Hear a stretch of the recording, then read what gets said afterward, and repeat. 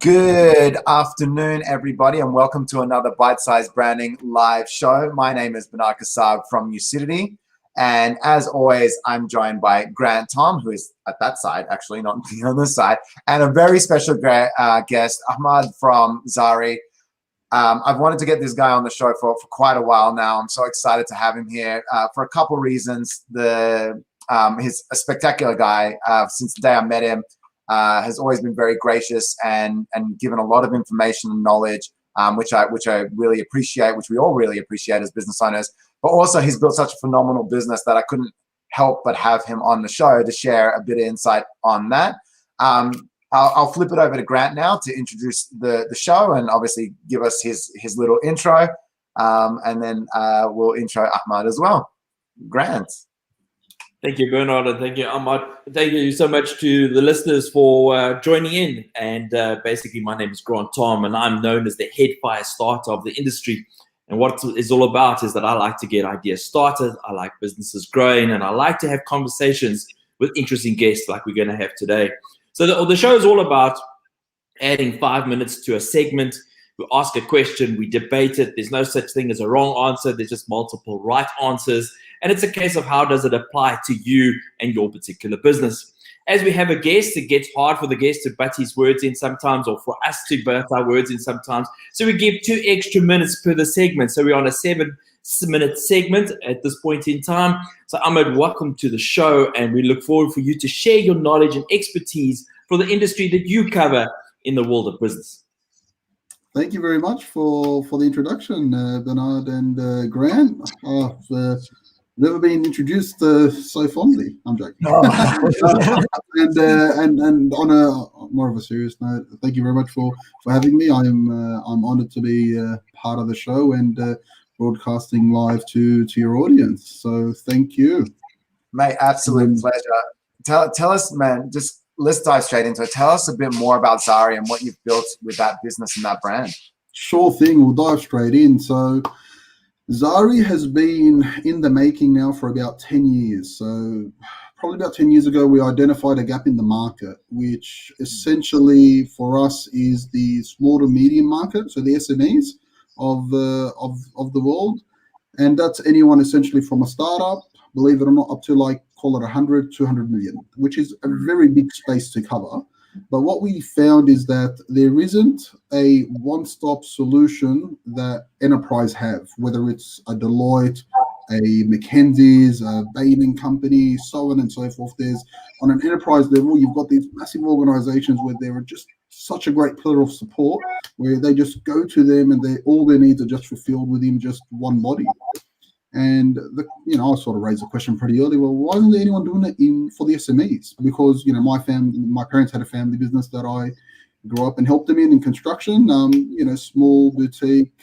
We did our own thing, and I went, okay, well, because it's hard to do. It's hard to start a business, let alone bring different businesses together and connect them. So I'm like, well, that's what I'm going to set out to do. So we set out to do it, and we focused on, I guess, what we feel are the key points of service that provide the most value and convenience to the SME, to small to medium businesses. And that is essentially a business advisory firm that helps with all things to do with structure, strategy, analytics. It's more or less the architectural. So it's all the drawing. It's the conceptualization before you go and do. So the way we look at business is it's almost like building a house. So you've got a block of land. You then need to build a structure. You don't just rock up there day one with the furniture, the TV, and some timber and go, well, what am I going to do? You go talk to an architect. He scopes it out. He builds everything into your plan, understands the vision, and says, this is how you go and do it. And that's where the advisory element essentially fits into our model, and then that's supported by and coupled with our accounting division. So it's a full-fledged accounting firm. So all things to do with compliance, whether it's with the ATO, ASIC, state revenue officers and the like, setting up accounting files, process procedures. So it's all the tactical elements of a business, the day-to-day. After basically you got the vision right and you built it, and it's like, well, how do I run it? How do I scale it? Operations, payroll, and everything. So that's the accounting division. That's then supported and also complemented by the law firm that we have. So we've got Xary Advisory, Xary Accounting, Xary Legal. So all things to do with contracts, litigation, property, conveyancing. Intellectual property is a really good area that we've helped a lot of our SMEs on and continue to do. We've registered some very interesting products and patents over the years, and some have actually been really, really successful in the space that they've done them. And then we've got our technology firm within the business, and that focuses on more or less the hardware. So think of this, one problem that I've always seen and been through ourselves many years ago. If we needed to buy a computer, we needed to relocate, we needed to do something, the support network wasn't there, and the first point of IT advice was the sales guy at either Officeworks, JB Hi-Fi, or Harvey Norman giving us, what recommendations we should be going with in terms of PCs, and ultimately, and in time, it proved to be the wrong products for us and the best products for their commission. So I wanted to build, and we've done successfully, a model that focuses on essentially building technology that's fit for purpose. So we're not interested in just selling and moving volume. The first thing we do is scope it out. If it's right, we move forward. If it's wrong, then obviously hit the brakes. And then we double in as well. We've got some digital stuff that we do in the background as well.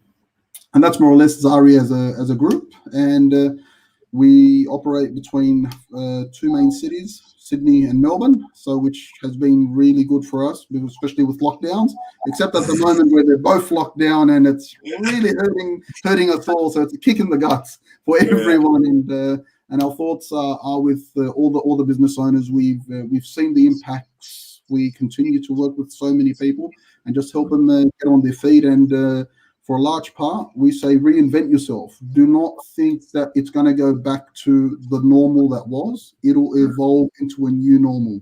And part of the new normal is expect lockdowns, expect this spontaneousness. Today we've got Delta, tomorrow it might be some other variant, but the disruption will be there. So plan for disruption. And Grant and I have actually had a conversation about this quite a few times, about kind of not putting all your eggs in one basket, and whether that's through your marketing or whether that's through your business offerings. How can you package up or deliver your offerings in multiple ways that you have different channels that bring revenue into a business? A lot of people recently have been talking about Facebook and how they're not seeing the same results from Facebook ads as they used to. And that's because Facebook changed the way that they use the algorithm. And if that was your only channel that was bringing in new leads, the question is, why did you put all your marketing energy into one avenue? All it takes is for that one avenue to change, just like lockdown has changed so many businesses' delivery methods, that all of a sudden you've lost your market, or you've lost your sales channel, or you've lost your customers. But I think what's amazing about what you said, I didn't want to derail off that, is it's true. And what I love is actually that wrap in of the technology side, which I think is fantastic, because a lot of business owners don't know where to go or what to buy to get their business up and running, and I know from my industry what it takes, because I've been in a long time. But if you're entering a new industry, or you're looking at different delivery methods, or changing the way that you do business, it's hard to know where to start. And then you just go to a random advisor, maybe JB Hi-Fi, maybe who knows, and they will tell you only based on what they know. They might not have any industry expertise, So I think that's fantastic. What a great tie-in to that end-to-end offering. Look, e-commerce is the biggest growth sector in the last 18 months. People have really had to embrace it, adapt it, and evolve in that space. So e-commerce has definitely got its footprint firmly hold in the marketplace as to how we now shop and buy. Yeah, and we'll continue to see a lot of businesses as well transition into some form of e-commerce, whether they're going to run and build their own stores or join channels and aggregators, be it the Deliveroos, the Ubers, or various players in different markets, to essentially provide their services to their customers, just in a different format. Yeah, definitely. And I think that also then transitions into the professional sector with like online learning, online courses, a lot of like mentoring, digital mentoring that's going on. So it's constantly evolving, but I think it's kind of where we need it to go to be a more global business network. The most important part that I see and that we highly push with everyone that we work with is it's all in the strategy, it's all in the planning. Because when you're running and you're working with your day-to-day, you're so consumed and you're so engrossed, you're in the field. So when you're on the field, your perspective can only be directional within depending on your focal point. Whereas always recommend pull yourself out, get out of the field and just look at the whole field, see what's going on in your business, see what's going on with your strategy, and work out what's happening with the game. So see where things are at and just really adjust. That's the most important thing. Look at how you can reinvent yourself and re-deliver your services. So you can still do the same thing, but just your delivery method could be completely different. And that's all based on your strategies. That's where a lot of emphasis needs to be spent within I guess, small business that generally are very time poor and they don't afford the time to do that until it becomes too much of a problem where I want to do something about it, but now I don't have the capacity. Because my resources are exhausted, my time's exhausted, and I've completely burnt myself out, and please help me. And that's essentially what we're telling people right now. We're like, okay, there are multiple lockdowns going on, et cetera, but it's not like business isn't going to come back to normal. So if you're not investing that time while you're in lockdown to think of a different way that you can run your business or a different way that you can reach customers, then you're squandering that time. Like this is, it's almost a blessing in disguise if you're a business owner to have that little bit of breathing space to be able to reinvest in your brand and step away from it, like you're saying. Because when you're in that hustle, it's so hard to step away. It's so hard. But enough talking, guys. I can see that the timer is going to be really well used. What I love about that introduction and that rapport that was going on is it actually covers off a lot of the things we're talking about today. The first topic is because Grant and I have kind of been a long part of the journey, especially in the last maybe 8-9 months when we've connected and saw what you've done with your brand. We would love to know a little bit more about what, from a strategic point of view, did you do in that marketing and brand space to help build your business up strategically? And I'm going to flip this baby on. Like it's even locked. Cool. Okay. Are we ready to go? Right. You got 7 minutes. We've got to end the subject. 6 minutes per question or 6 minutes overall? 7 minutes overall. So just in case anyone missed it, the question was, how has brand and marketing really helped you build your business strategically over the last 12, 18 months? Yeah, look, in terms of branding, it's the lifeline, it's the soul of everything that we do. Because if you remove the brand out of our business, then we're pretty much a faceless service. So investing in a brand is I cannot stress the importance and the value of it enough. And for us, it has proved to be so monumental in our ability to scale. We've got 3 offices, being 2 in Sydney, 1 in Melbourne. We were opening up the 4th in Melbourne, and COVID hit, so we had to just handbrake it. So we took a bit of a break, but in terms of the significance, it enabled us to have a lot of brand recognition. So when we go out to events, functions, and people, they recognize the lion and they recognize the word because it's so unique. We spent a lot of money and a lot of time in working to build something that basically distinguishes us from the herd. And you can appreciate trying to come up with a brand that people won't confuse you across all our verticals, be it advisory, accounting, law, tech, and so on. And it is quite unique, actually. That was one of the big things that Grant and I really looked at and went, wow, that's a bit different, because you can almost guarantee nobody else in the space is doing anything that gets close to that. The lion's head is something that's very proud, very distinguished. And then the name itself, even just using an accent. Yeah, well, how'd you come up with the whole thing, the lion and the name? Yeah, look, it's I'm not going to bore you with the extended version. I'll shorten. You only have 5 minutes. So look, when it came time to basically come up with the name Zari, the way we got to it is just through running methodologies. The methodology was we wanted a name that had to be, for us, we said 4 letters, no more than 4 letters, because 5 letters is too long. 3 letters people would confuse for an acronym. So that was criteria 1. Criteria 2, we don't want it to be confused with anyone else. We want it to be unique. So if in order for that to happen, well, what letters in the alphabet are least used? So go to the back of the book. You had X, you had Y, you had Z, you had U, and so on and so forth. And we went, okay, criteria number 3. We needed something that phonetically just rolls off the tongue. So it's got to be easy to pronounce. Okay. Criteria number 4, it's got to sound good. It's got to sound good. Criteria number 5, it's got to look well. It's got to be something that's very sharp, you know, that we could, whether you want to put edges, corners, it's got to be something workable. So then we came up with a dozen, like multiple names. And then in and amongst everything, this word Zari came about. And we're like, okay, there's so many different ways we can spell it.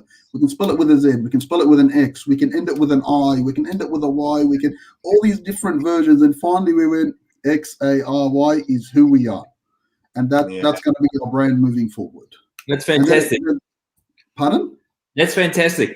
Yeah, and then it came time to finding a symbol. So we needed a symbol to go with the name. Now, considering that what we do is going to be quite diverse in our service offerings, we needed something that represents strength and character across whether you're giving an accounting pitch, a legal pitch, a tech pitch, an advisory pitch. What is something that universally renowned that represents strength and character? And we went, lion, of course, king of the jungle. King of the jungle. And then we came up with probably about 20 different versions of a lion logo. And then once we found this one, we went, okay, because we needed something to be not too simple and not overly complex. So it's whether you put it on a shirt, you put it on a card, or whatever you put it on, it's going to be just noticeable. It's going to have a bit of finesse to it. So we didn't want it too rigid, too boxy, and that's why it's got that little swirl in terms of the hair. Yeah, I'm trying to do that with the beard getting there. Been going it for a while. You're becoming your logo. Yeah, I'm becoming the logo. You took branding to a whole nother level, man. We're gonna have to put glasses on the lion. Yeah, but one of the things I wanted to just touch on when it comes to branding, you need to yourself respect and honor it to the highest degree. So with us, we've put our logo on everything. We've got hats, caps, shirts, scarves, umbrellas, bags, wallets, and even in terms of cards, like we don't compromise on quality. Quality is so important, especially and that's with a brand. So if you've got a brand, you need to just honor it. You need to honor it and just don't hold back, because it'll give you those dividends in time. I really like that. I think executing your brand, was it a team effort? How did you enhance? Definitely. And that's another thing as well. When you're looking to develop a brand, you don't want to create what we would call an echo chamber, where if you're just going to surround yourself with just your own opinion, then that's just going to just keep bouncing back at you, and you end up with same and similar output. You don't want to do that. You want to bring on externals. Like we had, even when we designed our own logo, we actually engaged other agencies to do the design work and come up with their own concepts independent of us, even though that's something that we do. So we thought, okay, we'll give it a crack internally, but at the same time, we don't just want to come up with things that we think that we know how to solve all the world's problems. Let's see what someone else does. Sure. So it's super important that you engage, and that's part of the reason why we tend to click with so many people, and we get along, and here we are on Bite-Size Branding, discussing the very thing that has brought us to where we are, brand. Yeah. Man, there was so many good catchphrases. Don't get me started.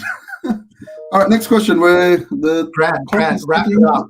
All right, so basically, it's the recognition of the brand. It's the consistency, the reputation, and the recognition of the brand that is important, in the sense that over time that people will identify with the quality, the assets, and the value that you guys bring to businesses, correct? 100%. And look, that's second to none, because the brand is a reflection of yourself. It's a reflection of what you represent. So if that's lacking, then it's a confidence factor. So at the end of the day, you could meet someone, like even if you looked at some of the greats. For example, if I were to hand you the keys to a Mercedes-Benz and said, drive from here to Queensland, you wouldn't think twice. You'd be like, I'm doing it. If I was to give you, all right, does that mean I got to stop?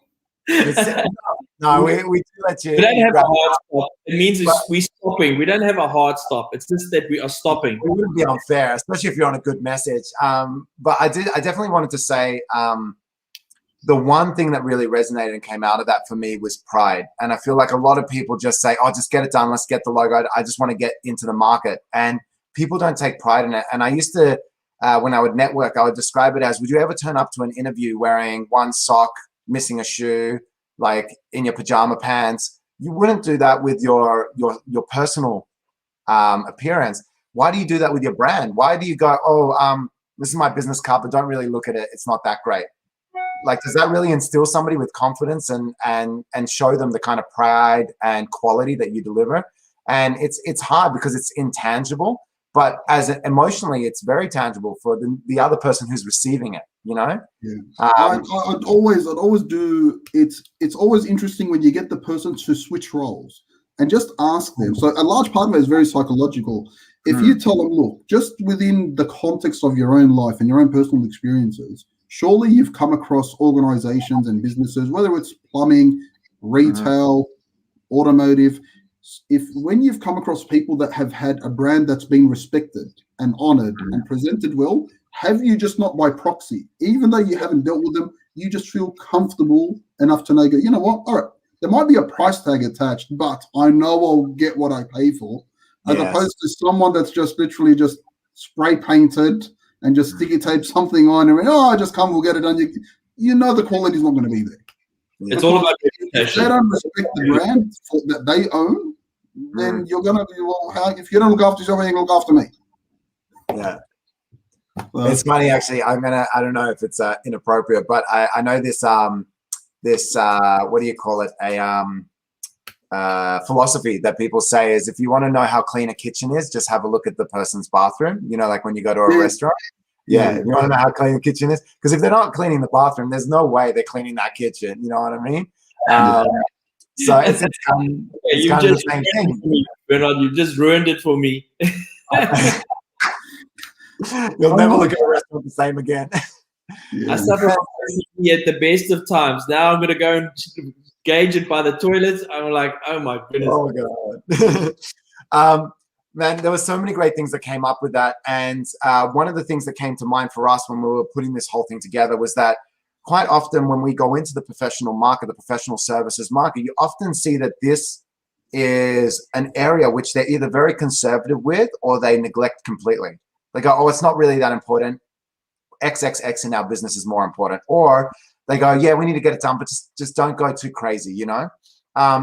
Compared to what, you know, we've seen that you've created with this brand, especially even, I would say with your office branding, it's very bold, which I love. Like, I remember when I came to sit down with you for lunch and you showed me a picture of your Sydney office, I was like, oh my God, I passed that place. I rode past it once. I like, it was just so ingrained because of how strong the branding was that I recognized it from a picture without even really recognize, like, as I passed the business, it just locked in without me actually saying, like, you know, instigating it. So I'll get to an actual question. Here we go. What would you recommend within industry, the professional industry, or broader in other markets, because you have tapped into so many conversations with so many different business owners? How would you recommend they pursue the brand and marketing space? How would you recommend they get into the game or out of the game? I'll hit the timer. Ready to go? Yeah, you're always going to approach it with a lot of care and diligence. In order to come up with a good brand, you need to have a good vision. You need to know where you're headed and what a brand is a representation of your purpose, your vision, your direction, your values. You need that to be established and formed in order to build the brand, because the brand is a byproduct. It's a representation piece. So if we haven't defined that, then what are you creating? You need substance. You need a scope for the brand. So the premise to creating any brand, and even if you're to measure, is this brand reflective of what we're looking to do? So going back to what you said earlier in terms of what we've created with our office space, one thing we've always opted to do and have done with anything that touches our brand is it's got to be done at a certain quality. And if it's not done at a certain quality, we are not doing it. We are not interested in price, because if we do something just to save a few dollars, the marketing the impact on our marketing assets is far more detrimental than the money we're going to save. So it's super important that you define that. Now, for us, quality is super important with everything that we do. For maybe another brand, doing it cheap and nasty might be what's appropriate.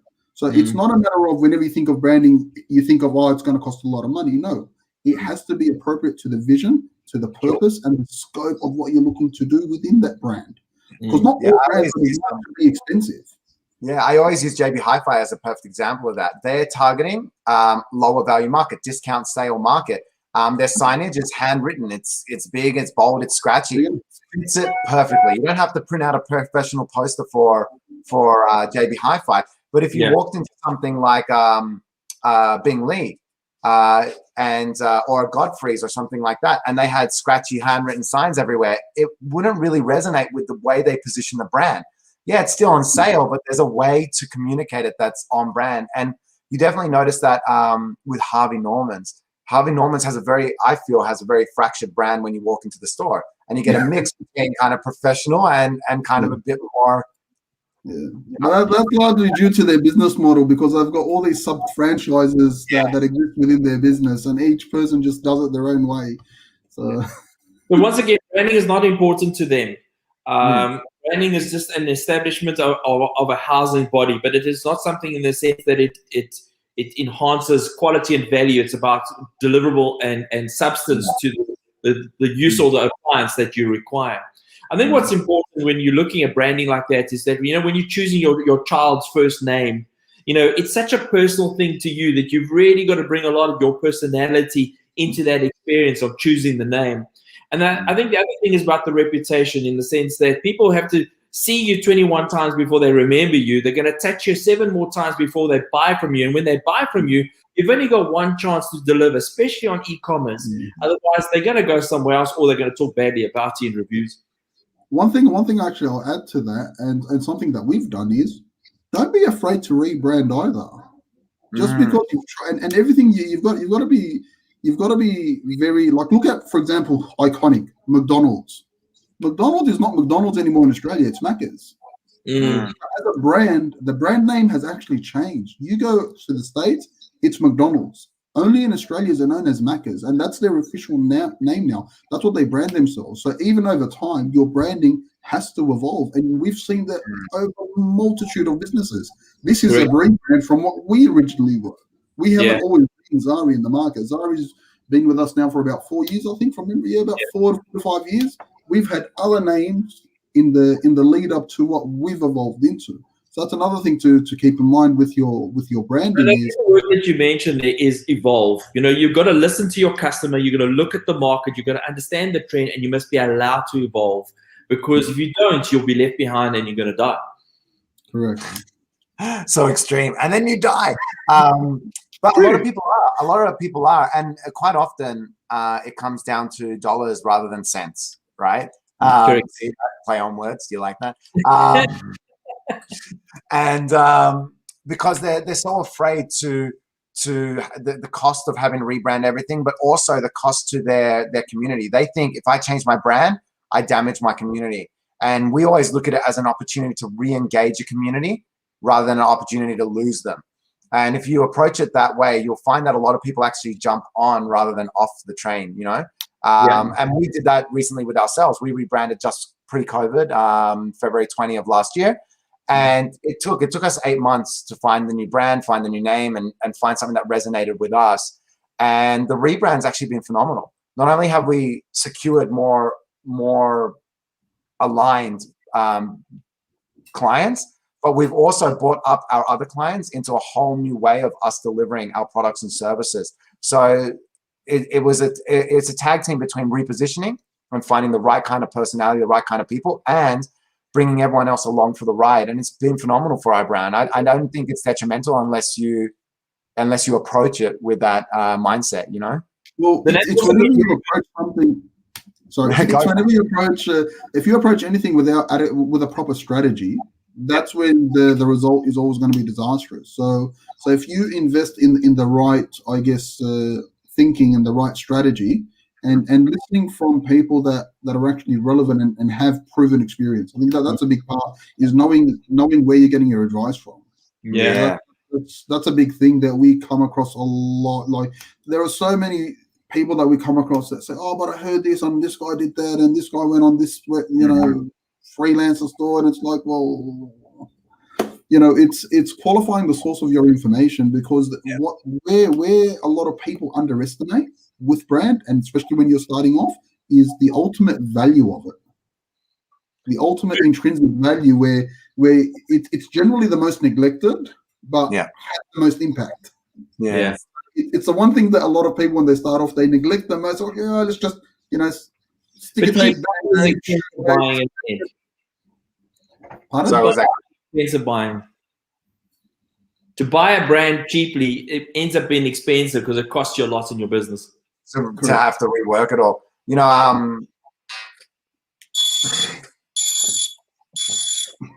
It's funny actually, because we had Simon Badard on the show a couple of weeks back, and Simon does exit advisory. So basically, he creates the strategy. Where did you get this bloody timer from? That's what lockdown does. That's what lockdown does. Yeah, he's gone crazy. I was like, he's had too much time on his phone. That's why. He basically gears up business for sale. So he builds a strategy 3-5 years out from when you're planning to exit, and helps you actually exit, or helps you with acquisition.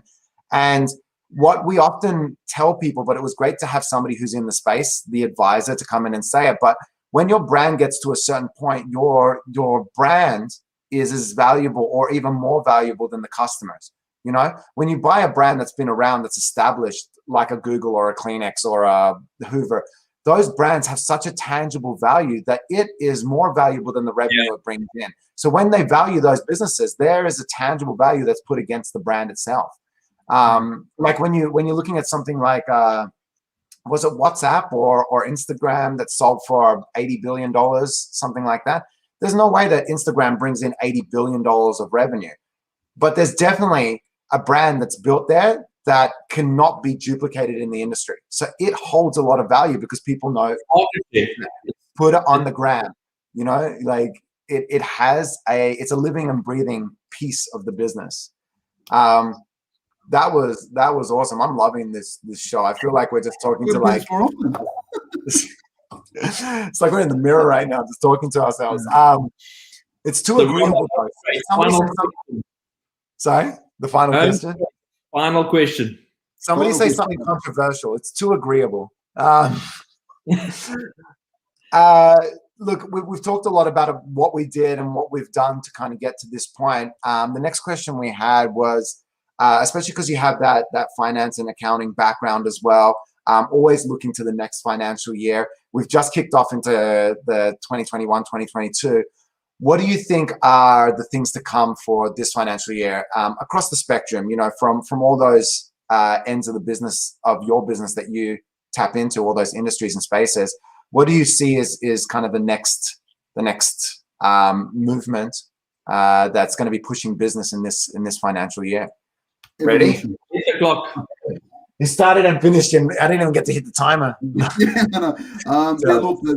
to sum it up in one word, it's literally evolution, and the amount of change that is coming across the board is like mind-boggling, and it's becoming significantly harder to even enter, start, build, and scale a business because of all the regulatory changes that are continuing to come our way. So even across the board, like something as it might be a little bit slightly off topic, but there's new reporting requirements that are coming in to everyone that's going to be attached to Uber, Airbnb, and all these online aggregators. There's going to be reporting requirements where they need to list out not only where their income's coming from, but who are they engaging to enable that service. So there's some big changes coming. Like the amount of granular detail that especially the ATO are gunning for is mind-boggling. And they're already into a lot of things. They've got a lot of access, a lot of visibility, which again, it is what it is, and it's part of, I guess, there are pros and there are cons to it, of course. Don't get me wrong, but just the administrative burden that comes with that, that has a weight. So one thing you don't want to do is have that administrative burden rate, especially with things like single touch payroll, where you've got to be reporting your payroll weekly, and now what they're heading for is more granular detail. So They want to know how much leave a person have, if they've taken leave, sick leave, and the level of detail that they're wanting to harvest, because everything's basically done on an online platform. So they want to get to a position where, you know, their end game is real-time taxation on that front. So on the compliance side, there's a multitude of things happening. So when it comes to branding and positioning and marketing and all that, you don't want that to be another weight that is just or a rock in your shoe, with all due respect, or it's just not right and you just need to deal with it, but you've got to stop. But you don't want to stop because you're walking and it's like, I'm going to get there. But so there's a lot to come. There's a lot to come, and I think again the key thing is evolve, especially with, like we said earlier, with where things are headed. Again, plan for a new normal. It's these lockdowns are not going away. They're just going to evolve. We're going to handle them differently, and we might get to the front of the curve. We might quash this Delta strand, but what happens when we get another strand that again we've got no vaccine for? So the measures have to be the same. We're going to go back and see more lockdowns and more disruption to business. Is your business ready for it? Is it agile? And another space that's emerging quite heavily is cyber insurance and cyber risk within business. So there's a push to try and make directors personally liable for cyber breaches, which is mind-boggling. So at the moment, they're focusing on enterprise. But again, like the amount of red tape that's coming, if your brand isn't solid enough to secure its market, the admin will get you. The administrative burden and red tape will get you. So you need to secure yourself. So this is by no means a discouragement. If anything, it's be prepared, be informed, and get the right advice and plan early, because where we're headed, you have to evolve. Do you think a piece of that, like something that we're noticing, is digitizing your system? So actually getting in the digital game. We know a lot of people who have been resistant for a long time have gone, well, I don't really think I need that. I don't think I need that. But they don't see all the things that are falling through the cracks. And I guess the ATO is trying to plug up the cracks. And if you're one of the guys that aren't keeping up, then you're essentially a crack, you know? So. Yeah, look, 100%. In terms of you have to be digitized, because if your business is not digitized, the moment a lockdown happens, how do you operate? How do you trade? How do you do anything? Because if you're not an essential service where you're able to, you go to your place of business, how do you operate? We're quite fortunate because we've already identified these aspects as a reality from very early on. And even pre-COVID, we've always opted to say that our business needs to run off this. As good as they are and as bad as they are, we need it to just run off this. And even when we're building out our technologies, if this is to crash, die and burn, get dropped in the ocean, I couldn't care less, because we have redundancies. We've got backups, and everything has multi-factor authentication and encryption to essentially protect, because we hold a lot of client data, a lot of sensitive information and communication. So it's super important you keep and you run a very tight ship. I think one of the things that's important, especially with businesses, is the fact that you're going to see new ideas coming to market. You're going to see new ways in which businesses are going to execute. But I also think what's going to happen is that people are going to be part of those businesses between 3 and 5 years, and they're going to sell a lot faster. Where traditionally they used to hold on to them for 20, 30 years. I think it's going to be a lot faster. And I think collaborations is going to be the way of gearing and steering with the way of going forward, instead of not holding all the elements yourself, but then just doing key components and being professional in that sector, and rather than trying to do everything due to the legislation and regulation as to what's coming at you. Yeah. Look, 100%. You said it absolutely correctly. Even if we're to look at whether it's the legal space, the advisory space, and the accounting space, elements within those services that used to be all covered under our practice license, per se, 10 years ago, now there are slices that have been cut off, and there's a separate licensing and a separate regime that if you want to do that, you've got to pursue that independently now. It can't just be all muched in. And that's going to continue to happen and evolve progressively, which is, again, good and bad, depending where you sit on the spectrum and how adaptable you are. Very much so. I think one of the things that's very important is the fact that what business is going to look like 10 years from now is very different to the way we expect it or have it right now. And I think that, for all of us, is very exciting space. The one thing I do want to add, though, is you never let go of the human element. Correct. That is super, super important. And even for us, whether we're dealing with our clients, our stakeholders, our employees, always be mindful of the human element, always approach everything with an open heart, and just be very, very understanding and adaptable, because especially when people are working remotely, plan for that, because you just don't know who might pop up on your screen. Yeah, or who's your customer next? Look there. After mama. Right on. I think that was a phenomenal way to wrap that up. About 80% of my video calls these days, my daughter, she comes in and Amani, and she pops her head and says hello. That's she gets taken away. So I end up have to calling and dialing someone on the other side and saying, "Oh, let's just have a 2-minute conversation," just so she can partake in it. So really important to keep the family element, the human element there. How lucky were we? Special guest on the show. Man, that was an absolutely phenomenal conversation. I think one of the things that really just came out for me and really resonated with me is number one, the level of respect you have for your brand. And it's not just something you've tacked on, but it's something that you've embraced. It's your bread and butter. It's your heart and your soul, you know? And I think that approach, whether or not people want to believe it or put any value on it, but I think that approach is what has built this brand so quickly in 4 years, and has also made it a bit of a powerhouse. Like when you see it, it definitely commands attention, which you take a lot of pride in, man. Hey, we got it. We wear it on the chest, so we have to be proud. You know, the pride factor definitely has to be there. You got to be proud of what you represent, and what represents you. You need to be proud of. It works both ways. Yeah, 100%. I think the thing that I got out of the show today was the fact that being authentic is so real and so important. It's about being genuine and being authentic with the view to be sincere, because once you're sincere, you will produce value and exude value and enhance and educate value, and therefore people are after the value, and therefore they'll buy the sincerity and the authenticness of your brand, your personality, and your business. And can I add to that as well? That last point you made about not remembering the human factor, too many people go too extreme the other way. And they forget that they're still people, you know? And they let the machine tick along and create this void between them and the customer, to a point where they don't even know who their customer is, understand them, the why, or anything. And they start to wonder why their brand starts to bleed a little bit. You know, it starts if you don't create that connection, then what have you done? You may create something incredible. You may create something that's unique, forward-thinking, but at the end of the day, the measure is it fit for purpose? And one of the fundamentals of creating branding is creating connection with your audience, with your market.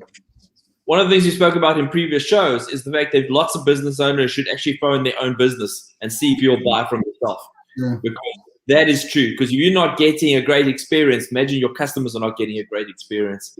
It is about getting the connection and the human effect. And therefore, I advise phone your own business, be your own customer for a change, and see if you enjoy it. If I call myself, I'd be on the phone for about 9 months. If you call yourself and you don't answer, you're in trouble. Phenomenal show. I hope everyone that joined us just absolutely loved it. There was some great stuff in there. I can't wait to write the article about this and republish it in a couple months, so you'll see it come back around. But this has gone live straight to Facebook and YouTube. We'll be sharing it on LinkedIn as well. Please, everybody, like, comment, share. If you do have some ideas, insights, or some topics that you would like Grant, myself, or a guest to cover off, please do share them with us, and we'll definitely put them up in the show. I think that's enough from me. Again, a big thank you to yourself, Badard and Grant, and the team behind you guys as well at Ucidity, because again, without our team and our people, it's not possible for us to be sitting having this conversation. So that's again a recognition to the people behind our brand that help support and enable us to be here today, and a big thank you for putting this on. And we truly hope that everyone watching, whether it's now or into the future, that they take key things away that ultimately help benefit them. And the only thing we ask in return is help someone else. That's the only thing we ask. Perpetuity. Keep it going. Keep it forward. I just want to give this guy, I just want to be like, they're phenomenal. I'm not running for president. Absolutely. Yet. Yeah, man. Yeah. Awesome, Right. guys. Well, thank you very much. Ahmad, thank you so much for joining us on the show. Fantastic. We welcome everyone to just like and share and push our brand, and let's have conversations about branding. Till next time. Awesome. So, Have a great weekend. all the best. See you later.